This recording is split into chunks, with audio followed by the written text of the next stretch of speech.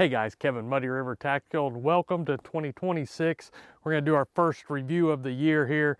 Sorry, we kind of been behind. The holidays get crazy with orders.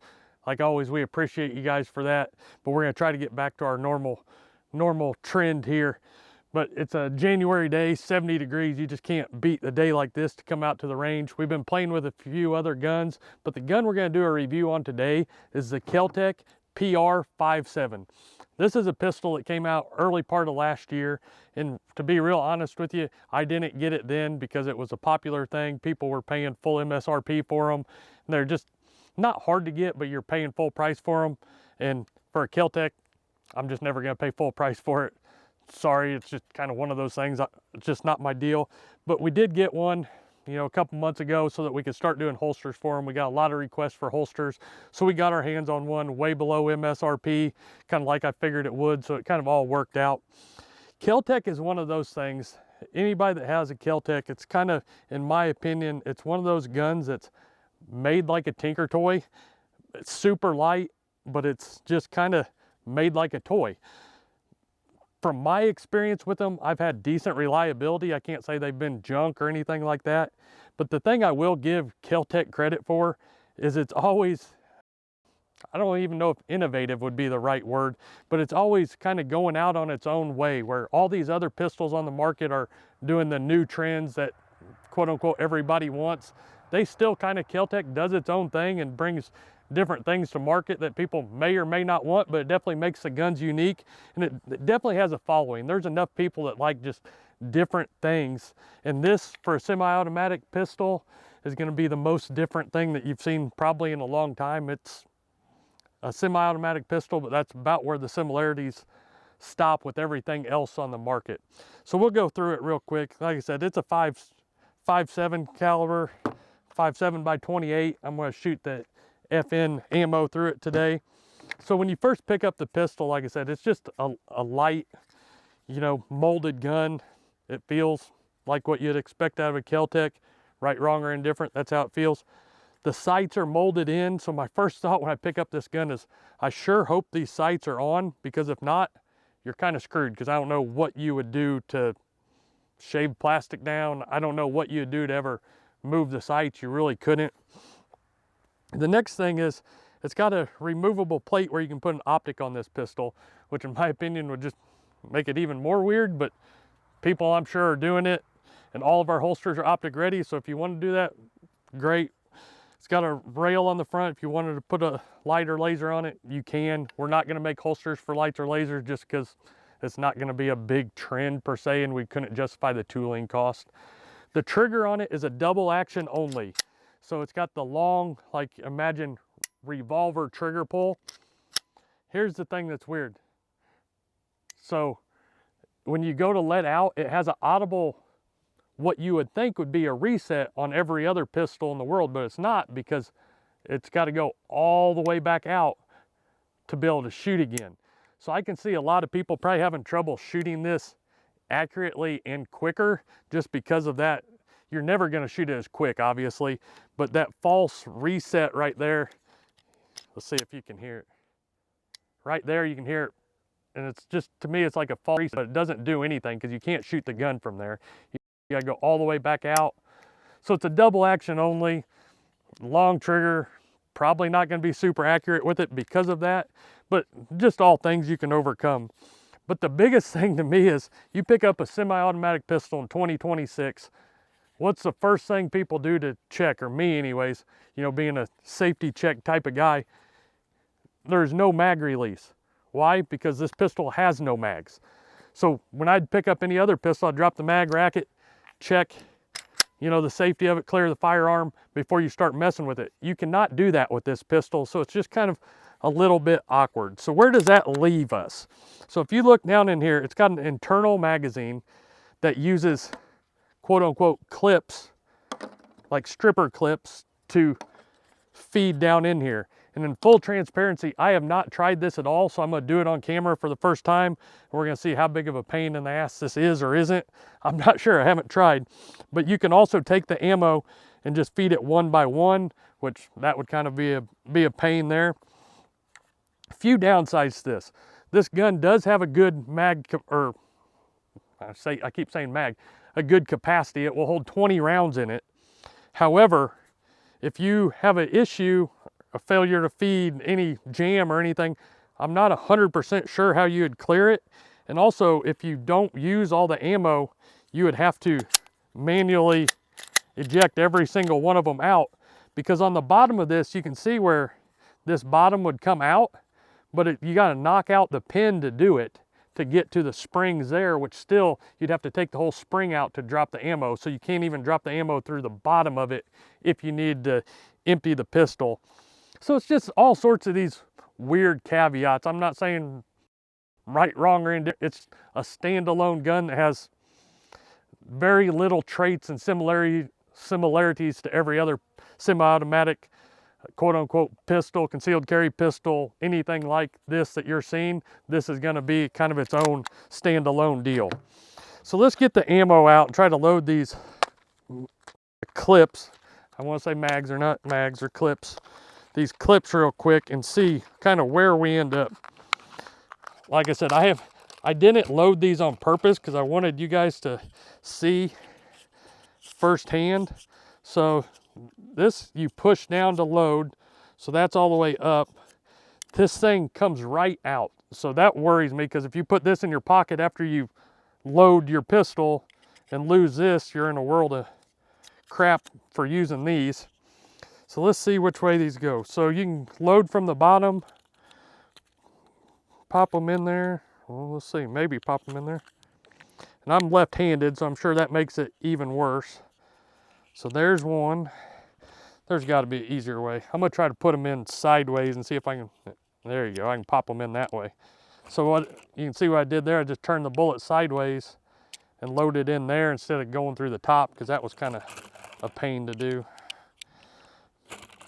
So the gun has a 20 round capacity, but each of these clips only hold 10. So to get the gun full, you have to load both of these in there, which then leaves you no extra stripper mags to load the gun again, which loading this gun again isn't going to be a quick feat anyways. It's not like you're going to speed load in the middle of a gunfight and like, hey, hang on, let me get my stripper clip out to load.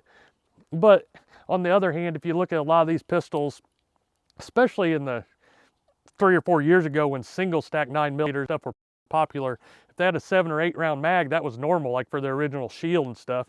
So even if you carried one of those or original Glock 43 and then carried another mag, you'd only have 16 or 17, whatever it'd be, depending on the guns.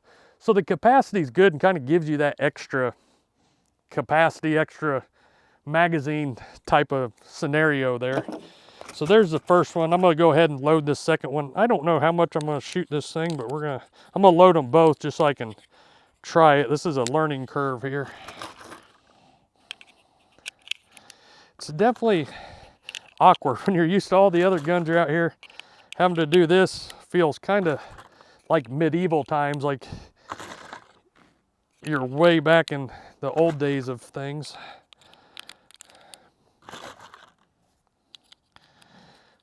All right. So that last one's kind of a pain. And like I said, I'm left-handed, so I'm sure this makes it even harder than what it is. All right, so I got them in there. Let's see how this works.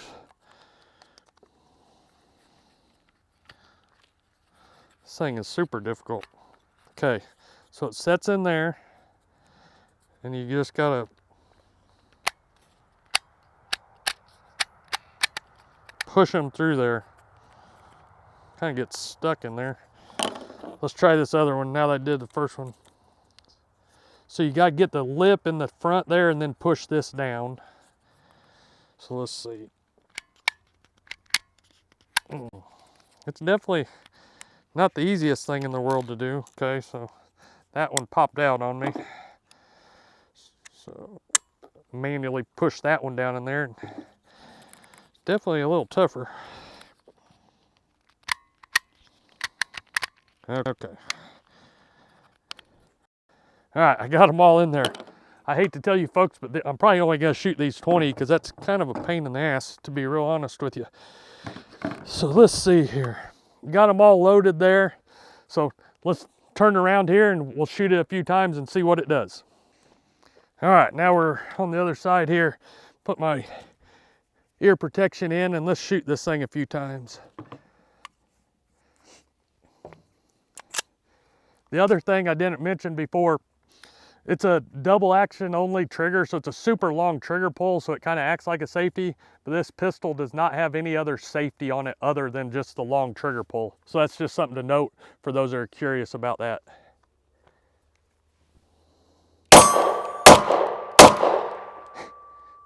Already I can feel myself ducking because I'm not used to this super long trigger.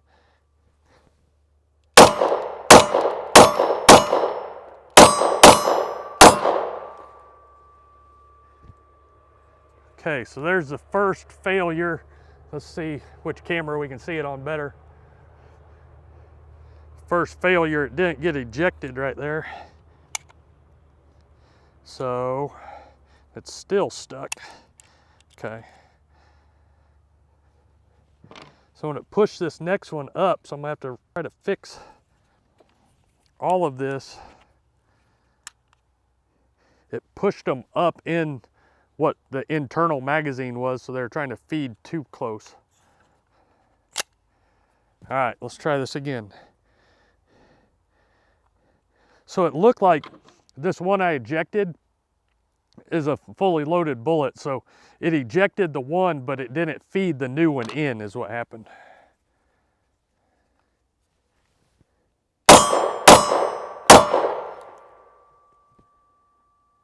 Okay, same issue again. I'm gonna get closer to the camera here. You can see it ejected it, but that other one didn't cycle up in there.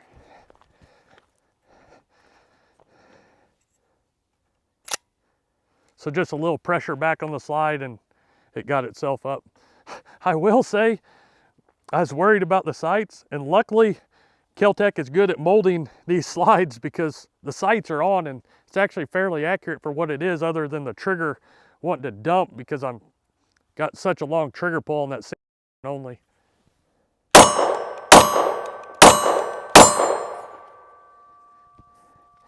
Okay, so that's all 20 of them. We had 2 failures out of the first 20, which is not great and makes me not want to go through loading another one even more. I can't talk, you know, obviously with just 20 rounds, who knows, this is a brand new gun. We've had it in the shop for 2 months making holsters off of it and stuff, so it's been around, but these are literally the first shots or first time it's had bullets in it. We did clean it, so that's not the issue, but this internal magazine just seems like it's having issues, and it may be, these are 27 grain, so I don't know, I'm not super familiar with all the 5.7 by 28 bullets and different grains of them. Maybe these are a little bit lighter and that's why it's not liking it. I'm not really sure. But what I've noticed on these other guns, like I would never put an optic on this, but with an optic on it, I've noticed on a lot of 22s and different things that have less recoil than a 9 or something, and 5.7 definitely is one of those less recoil rounds, they have a harder time cycling constantly. So it'd be something you have to play with. Overall, it's a KelTec. You either love them or hate them. I'm about 50-50 on them. I'm not gonna go buy one and carry one per se, but I do like just the idea of being different than everybody else and fitting in that certain niche market. In my opinion, I don't think it's really concealed carry, but just having different things other than the same guns over and over is kind of cool. You know, they have unique designs, unique looks. Definitely, you can't take that away from them. But in my opinion, I wouldn't use it as a defense pistol, but that's just me personally. Having 2 failures in 20 rounds worries me for sure.